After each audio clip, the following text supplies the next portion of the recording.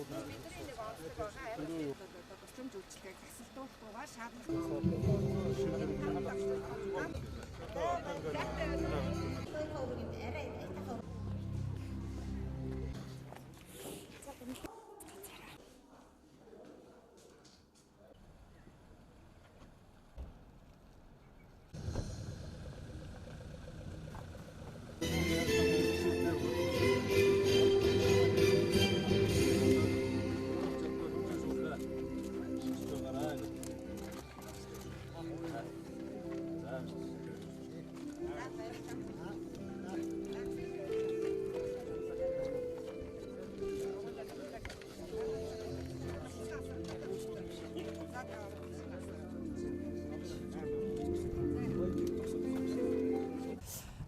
иргэдэд одоо төрийн тусламжийн үйлчилгээ үзүүлгээс гадна алсын дуудлага ойролцох дүүргээ тойрсон сумдуудад үзүүлэх мөн гэмтэл аваар осол дээр нь одоо хүнд өвчнийг хот руу тээвэрлэх энэ асуудлууд байдаг. Энэ бүрэн бол одоо энэ иргэдэд одоо үйлчлүүлэгчид тусламж үйлчилгээг үргэлжлүүлэх цаг газар дээр нь үзүүлэх юм бүрэн боломжтой машинтай болсондоо үнэхээр баяртай байна.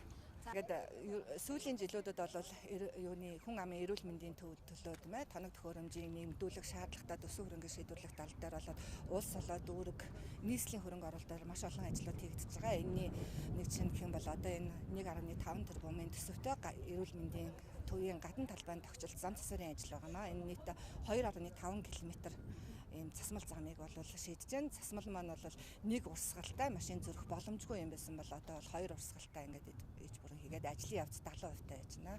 Энэ жил Багнуур дүүргийн эрүүл мэндийн төв дээр гадна дотн тогтчилт дээр 1.5 тэрбум төгрөгийн одоо ногоон байгууламж тогтчилтын ажил хийж байгаа.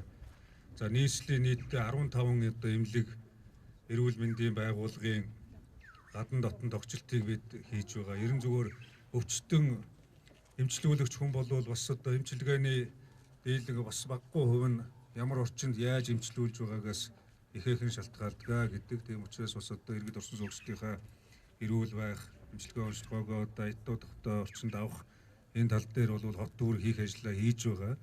Өшөөж хийх ёстой.